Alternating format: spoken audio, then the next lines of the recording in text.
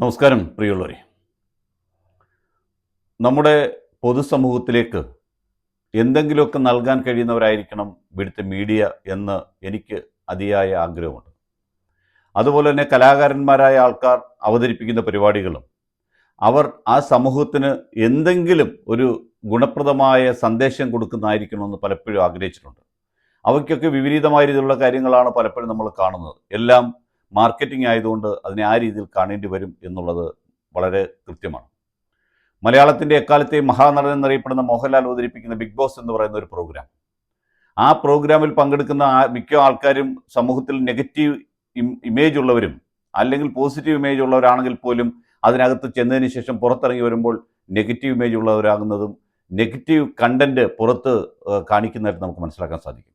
ആ 10-100 ദിവസത്തോളം ഒരു വീട്ടിനുള്ളിൽ കുറേ ആൾക്കാരെ, വിവിധ തലത്തിലുള്ള കുറേ ആൾക്കാരെ കൊണ്ടിടുമ്പോൾ അവരിൽ നല്ലവരെന്ന് പൊതുസമൂഹം വിചാരിക്കുന്ന പലരും വളരെ മോശമായ രീതിയിലുള്ള ജീവിത രീതിയിലാണ് പുറത്തിറങ്ങിക്കഴിഞ്ഞും പുറത്ത് പ്രവർത്തിക്കുന്നു എന്നുള്ളതാണ് നമ്മൾ മനസ്സിലാക്കുന്നത്. കഴിഞ്ഞ കുറച്ച് ദിവസങ്ങളായിട്ട്, എനിക്ക് തോന്നുന്നു ഏകദേശം ഒരു മാസത്തോളമായിട്ട് ഇതിൽ പങ്കെടുത്ത ഒരു വേദലക്ഷ്മി എന്ന് പറയുന്ന സ്ത്രീ, അതിനു മുൻപ് ഈ പ്രോഗ്രാമിൽ പങ്കെടുത്ത ഡോക്ടർ റോബിൻ രാധാകൃഷ്ണൻ എന്ന് പറയുന്ന ആളിനെതിരെ ഗുരുതരമായ ആരോപണങ്ങളുമായി മുന്നോട്ട് വന്നു.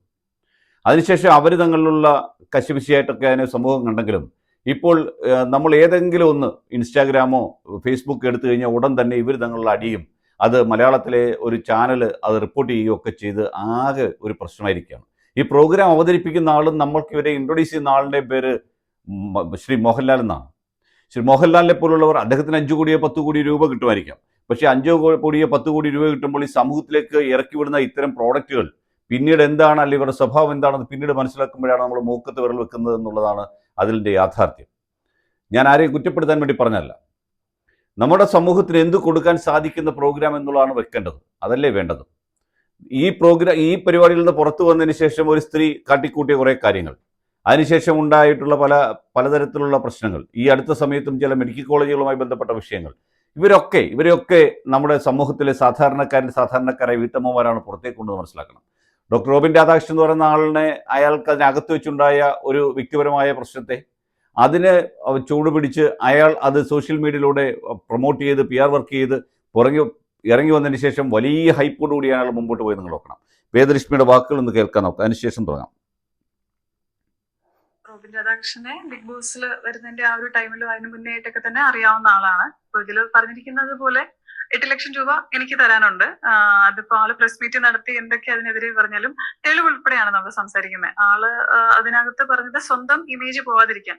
അത് ഇതുപോലെ ഈ റിയാലിറ്റി ഷോയിലൊക്കെ വരുന്ന ആൾക്കാരെന്ന് പറയുമ്പോഴത്തേക്കും ജനങ്ങളുടെ വിശ്വാസം പെട്ടെന്ന് പിടിച്ച് പറ്റാൻ പറ്റുന്ന ഒരു പ്ലാറ്റ്ഫോം ആണത്. അതിൽ നമ്മുടെ ശരിക്കുള്ള സ്വഭാവം അല്ലാതെ നമുക്ക് പേഴ്സണാലിറ്റി വേണമെങ്കിൽ ഫേക്ക് ചെയ്ത് നിൽക്കാം. ആ ഫേക്ക് പേഴ്സണാലിറ്റി കണ്ടിട്ട് നമ്മൾക്ക് ഫാൻസും അതുപോലെ ഒത്തിരി പേര് നമ്മുടെ ഫോളോവേഴ്സ് ആയിട്ടും വന്നേക്കാം. അങ്ങനെ വന്നു കഴിയുമ്പോഴത്തേക്കും അതിൽ കൂടെ നമുക്ക് കിട്ടുന്നത് ആ ജനങ്ങളുടെ പിന്തുണയും വിശ്വാസ്യത എന്ന് പറയുന്ന ഫാക്ടറാണ്. അതിൽ കൂടെ നമുക്ക് ബ്രാൻഡ് കൊളാബറേഷൻസ് കിട്ടാം, അല്ലെങ്കിൽ വലിയ വലിയ തുകകളുടെ ബ്രാൻഡ് അംബാസിഡർഷിപ്പ് കിട്ടാം, രാഷ്ട്രീയത്തിലേക്കുള്ള എൻട്രി കിട്ടിയേക്കാം. ഇതൊക്കെ ഒരു കപട മുഖമുള്ള ഒരാളുടെ കയ്യിലാണെങ്കിൽ അത് power is in the wrong hands എന്നാണ് അതിന്റെ അർത്ഥം. സോ ആ സാമ്പത്തിക തട്ടിപ്പ് വർഷങ്ങളായിട്ട് തുടർന്നുകൊണ്ട് വന്നിരിക്കുന്നതിന്റെ ഒരു എൻഡിങ് പോയിന്റ് ആണ് ഇപ്പൊ കാണുന്നത്. ഞങ്ങൾക്ക് പറ്റി, അതുപോലെ ഒത്തിരി അധികം ആൾക്കാരുണ്ട് എന്നറിയാൻ കഴിഞ്ഞു. അതിനൊരു പരിസമാപ്തി എന്നുള്ള രീതിയിലാണ് ഞങ്ങൾ ഇപ്പൊ ഇതിനെ കാണുന്നത്. ഇനി ഒരാളും പറ്റിക്കപ്പെടാൻ പാടില്ല എന്നുള്ള ഒന്ന് ആലോചിച്ച് നോക്കണം. ഒരു വളരെ കൃത്യമായ രീതിയിൽ അതിനെ ഏത് രീതിയിലാണോ പറയേണ്ടത് ആ രീതിയിൽ കൃത്യതയോടുകൂടിയാണ് ഈ സ്ത്രീ പറഞ്ഞത്. വിശ്വാസ്യത നേടിയെടുക്കുക, അവരുടെ സ്വഭാവം ബാഡ് ഇമേജ് ഉള്ളതാണെങ്കിൽ അത് മാറ്റിയെടുക്കാൻ വേണ്ടി ഈ രംഗത്തെ ആൾക്കാരെ വിശ്വസിപ്പിക്കുക, അതുവഴി നേടിയെടുക്കുന്ന വിശ്വാസത്തിൻ്റെ പുറത്ത് വെച്ചിട്ട് എന്തൊക്കെ ചെയ്യാമോ അതെല്ലാം ചെയ്യുക, അതിനുള്ളൊരു ഉപാധിയായിട്ട് ഈ മേഖല മാറുന്നു എന്നുള്ളതാണ് വേദലക്ഷ്മി പറഞ്ഞത്. വളരെ മാന്യമായ വാക്കുകളാണ് അവരിൽ നിന്ന് പ്രതീക്ഷിക്കുന്നത്. കണ്ടന്റ് മേക്കറാണ്, ക്രിയേറ്റിവിറ്റി ഉള്ള ആളാണ്, സംസാരിക്കാൻ കഴിവുള്ള ഒരാളാണ്, ഇതൊക്കെ ശരിയാണ്. ഇങ്ങനെയുള്ള ഒരു സ്ത്രീ, ഇവരിൽ നിന്ന് ഒരുപക്ഷെ നമ്മൾ അതിനുശേഷം കണ്ടിട്ടുള്ള പല സ്ത്രീകളുടെയും വാക്കുകളെയും ഇവരുടെ വാക്കുകളും നമ്മൾ താരതമ്യം ചെയ്യുമ്പോൾ വളരെ മാന്യമായ രീതിയിൽ, വളരെ ബഹുമാന്യതയോടുകൂടി ആണ് അവർ ആ കാര്യങ്ങളെ കൈകാര്യം ചെയ്തിട്ടുള്ളതും ഒരു പ്രസിന് മുമ്പിൽ പറഞ്ഞിട്ടുള്ളതും. സാധാരണ ഇങ്ങനെയൊന്നും അല്ല ഇത്തരം പ്രോഗ്രാമിൽ പങ്കെടുക്കുന്ന സ്ത്രീകളുടെ ശബ്ദം. ഇനിയും ഈ റോബിൻ രാധാകൃഷ്ണൻ തന്നെ ഇതുമായി ബന്ധപ്പെട്ട ഒരു വിഷയത്തിൽ പറഞ്ഞ കാര്യം കൂടി കേട്ട് നമുക്ക് തുടരാം.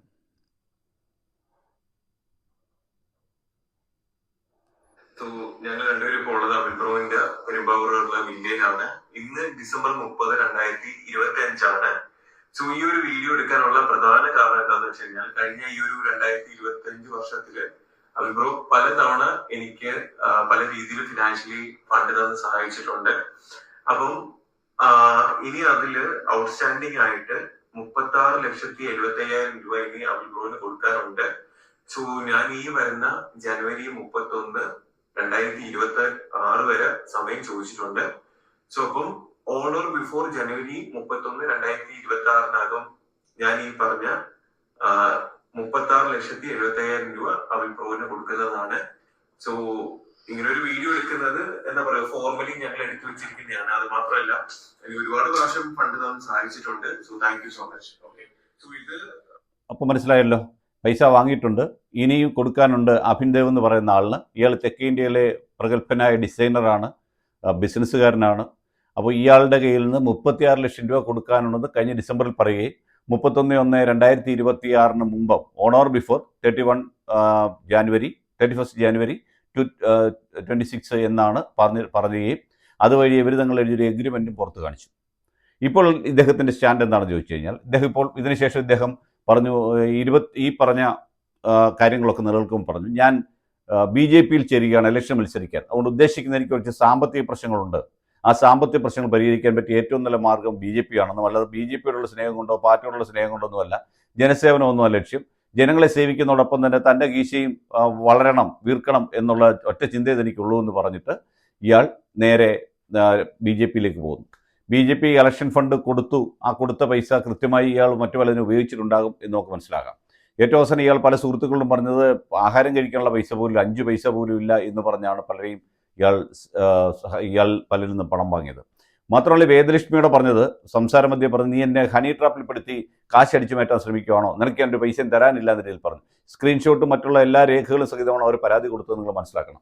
പെരുമ്പാവൂർ പോലീസ് സ്റ്റേഷനിൽ അവർ പരാതി കൊടുത്തിട്ട് നാളിതുവരെ ഈ റോബിൻ രാധാകൃഷ്ണൻ സാമ്പത്തിക ക്രമക്കേടായതുകൊണ്ട് പോലീസ് അയാളുടെ മൊഴിയെടുക്കാൻ വിളിച്ചു. അയാൾ ഇതുവരെ അവിടെ ചെല്ലുകയോ മൊഴി കൊടുക്കുകയോ ചെയ്തിട്ടില്ല എന്നുള്ളതാണ് മനസ്സിലാക്കുന്നത്. ഏറ്റവും അവസാനം BJPയുടെ സംസ്ഥാന general secretary Shri S. Suresh, Thiruvananthapuram general സെക്രട്ടറിയാണെന്ന് എൻ്റെ വിശ്വാസം. അദ്ദേഹത്തെ ഇവർ പോയി കണ്ടപ്പോൾ പറഞ്ഞു, പാർട്ടി വേണമെങ്കിൽ അയാളെ ഇപ്പം തന്നെ പാർട്ടിയിൽ നിന്ന് എടുത്തു കളഞ്ഞേക്കാം, ആണല്ലോ അവർക്ക് എളുപ്പമാർഗ്ഗം. അതല്ലെങ്കിൽ കുറച്ച് സമയം കൊടുക്കും, അയാളെ പൈസ തരുമെന്ന് പറഞ്ഞു. അങ്ങനെ സുരേഷിൻ്റെ വാക്കുകളെ കേട്ട് അവർ കുറച്ച് സമയം കൊടുത്തു. അത് 26/6/2026 വരെയായിരുന്നു പറഞ്ഞിരുന്നതെന്നാണ് മനസ്സിലാക്കുന്നത്.